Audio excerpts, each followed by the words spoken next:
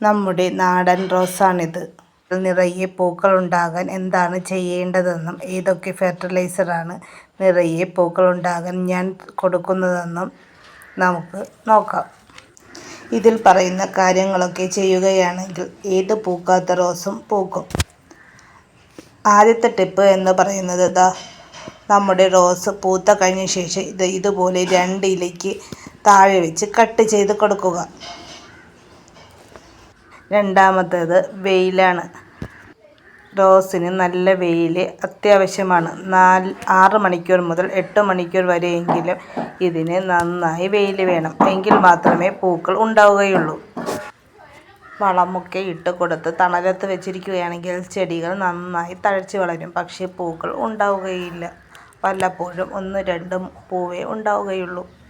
മൂന്നാമത്തേത് അതിൻ്റെ ചുവട്ടിലുള്ള കളകളൊക്കെ നീക്കം ചെയ്യുക. ഈ ചെടിയുടെ ചുവട്ടിലും കളകൾ നിൽപ്പുണ്ട്. ഇതൊക്കെ നീക്കം ചെയ്തില്ലെങ്കിൽ നമ്മൾ ഇട്ട് കൊടുക്കുന്ന വളം പിടിച്ചെടുക്കുകയും ചെയ്യും. അതുകൊണ്ട് നമ്മൾ ഇതിൻ്റെ ചുവട്ടിൽ കിടക്കുന്ന കാടുകളൊക്കെ നീക്കം ചെയ്യുന്നു. ഇതിൻ്റെ ചുവട്ടിൽ നിന്ന് ഞാൻ നീക്കം ചെയ്യുന്നത് മുറിവുത്തി എന്ന ഇലയാണ്. അത് മുറിവിന് നല്ലതാണ്. ഈ ഇല മുറിവുകളിൽ പുരട്ടുകയാണെങ്കിൽ വേഗം ഉണങ്ങുന്നതായി കാണുന്നു. ചെറിയ മുറിവൊക്കെ ഉണ്ടാകുമ്പോൾ ഞാൻ കുട്ടികൾക്കായിരുന്നാലും എനിക്കായിരുന്നാലും ഇതൊക്കെ പുരട്ടാറുണ്ട്. അതുകൊണ്ടാണ് നമ്മുടെ മിക്ക പോട്ടിലും ഈ ചെടി കാണാറുണ്ട്. ഇതിൽ ഞാൻ 2-3 തൈകൾ നിൽപ്പുണ്ട്. ഞാൻ ചെറിയ കമ്പാക്കിയായിരുന്നു നട്ടത്. നട്ട കമ്പുകളെല്ലാം പൊടിക്കുകയും ചെയ്തു.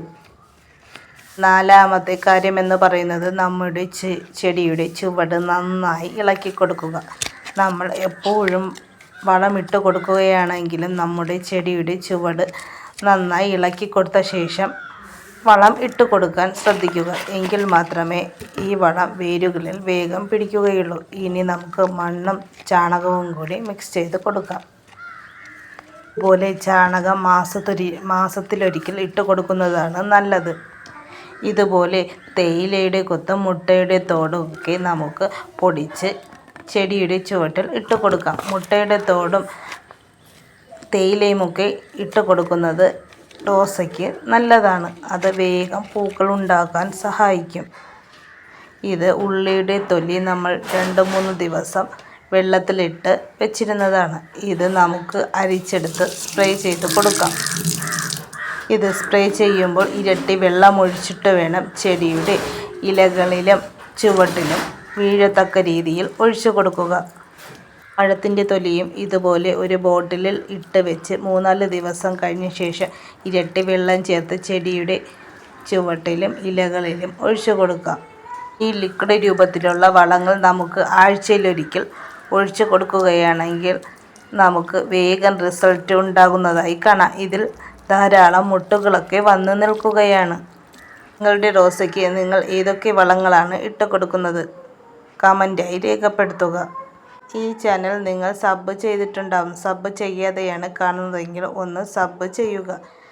ഈ വീഡിയോ നിങ്ങൾക്ക് ഉപകാരപ്പെട്ടു എന്ന് തോന്നുകയാണെങ്കിൽ നിങ്ങളുടെ ഫ്രണ്ട്സിനും റിലേറ്റീവ്സിനും കൂടി ഷെയർ ചെയ്ത് കൊടുക്കുക. അതിനോടൊപ്പം ഒരു ലൈക്കും കൂടി തരാൻ മറക്കരുത്.